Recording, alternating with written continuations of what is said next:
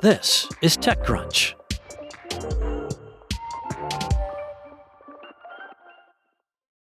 Well, Apple is warning developers that some of their apps may not be able to call the App Store home forever. In its newly refreshed app review guidelines released this week, the tech giant said it may begin removing apps in certain well-established categories if they are not updated, improved, or attracting customers. This marks a significant shift on Apple's part, which earlier used to simply reject copycat apps or those in saturated categories. Previously, Apple's guidelines had cautioned developers not to pile on in categories that already had plenty of apps. The line, somewhat hilariously, had read, "The App Store has enough fart, burp, flashlight, fortune-telling, dating, drinking games, and Kama Sutra apps, etc. already. We will reject these apps unless they provide a unique, high-quality experience." The updated text, released alongside Apple's Worldwide Developers Conference, warns developers against opportunistically creating variants of existing app categories or popular apps.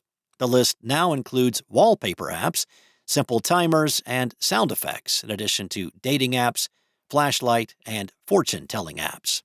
The guidelines state, "We may remove these apps from the App Store going forward if they are not updated, improved, or do not attract customers." These apps, Apple explained, are well established on the App Store, and submissions will no longer be accepted unless they offer a meaningfully different or improved experience. Now, the change comes as Apple focuses on improving app discovery across its App Store. At WWDC, the company introduced personalized app recommendations and merchandising tools to help developers grow their businesses and re-engage existing users. Removing low-quality apps could help the App Store reduce clutter, making it easier for developers who are putting in the effort to have their apps discovered. In addition, Apple called out apps like drinking games, Kama Sutra, fart and burp apps as low quality, mediocre, and low effort, warning that developers who repeatedly submit such apps may lose access to the Apple Developer Program entirely. Rivian began officially handing over the first R2 SUVs to paying customers on Tuesday, marking the beginning of a new chapter for the buzzy all-electric automaker as it tries to reach mass market scale. Rivian founder and CEO RJ Scaringe has said the R2 is maybe the most important thing we've launched to date, and it's particularly crucial to the company's ambitions in the world of autonomous vehicles.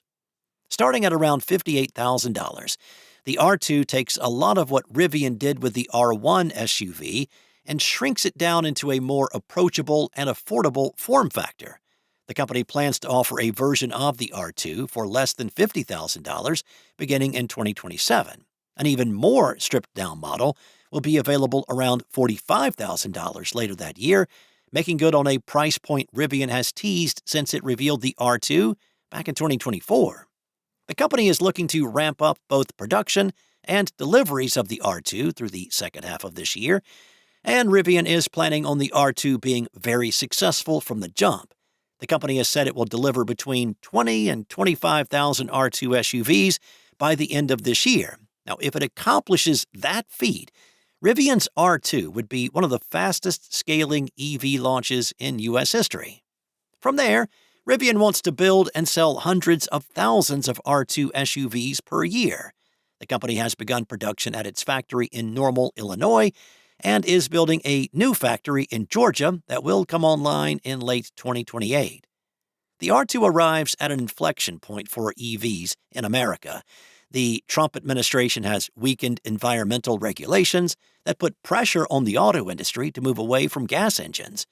Congress also did away with the $7,500 federal tax credit that made new electric cars more affordable. Most of the legacy automakers have shelved or canceled plans for EVs in the U.S. Even industry leader Tesla's sales are declining. But sales of EVs are on the rise elsewhere around the world, and China is pumping out ultra-cheap sedans and crossovers that have some countries clamoring to bring them ashore. Earlier this year, Canada dramatically reduced its import tax on Chinese-made EVs in an attempt to fight climbing new car prices. Scaringe has painted this environment as an opportunity for his company. With fewer new EVs on the market in the U.S., the R2 has a chance to become one of the most compelling options available, he's reasoned in recent interviews. Rivian is also pinning a lot of promises about autonomy on the R2. In December, the company laid out its vision for increasing the SUV's autonomous capabilities over the next few years, and Rivian expects the R2 to eventually be able to drive itself. In March, Uber struck a deal with Rivian worth up to $1.25 billion that would allow as many as 40,000 R2 models to be used as robotaxis on the ride-hailing giant's network. Well, it's not FAANG anymore, it's Mangoes. With SpaceX about to break records with an IPO on Friday, Anthropic about to break records with its pending IPO, and OpenAI racing to match or best its arch-rivals with its own potentially record-breaking IPO, the tech industry will soon have a new set of public company overlords. Should all these IPOs take place as planned, these companies will be replacing the vicious-sounding FAANG cabal of Facebook, which is now Meta, Amazon, Apple, Netflix, Google, now Alphabet, with the delightfully sweet-sounding coterie of Mangoes, which stands for Meta, Anthropic, NVIDIA, Google, OpenAI, and SpaceX. As these companies go, so shall the whole tech industry, or so it's looking like this summer. The new acronym was proposed by developer Krish.dev and Lil Scoot on X and is now going viral. Of course, FAANG is not exactly dead. Amazon and Netflix remain powerful, but streaming services and Amazon's e-commerce business, if not its cloud, are perhaps less groundbreaking these days than the AI and agentic companies the tech industry is about to crown. To that we say, farewell to FAANG, long live the Mangoes. That's all for now. For the latest tech news, go to TechCrunch.com.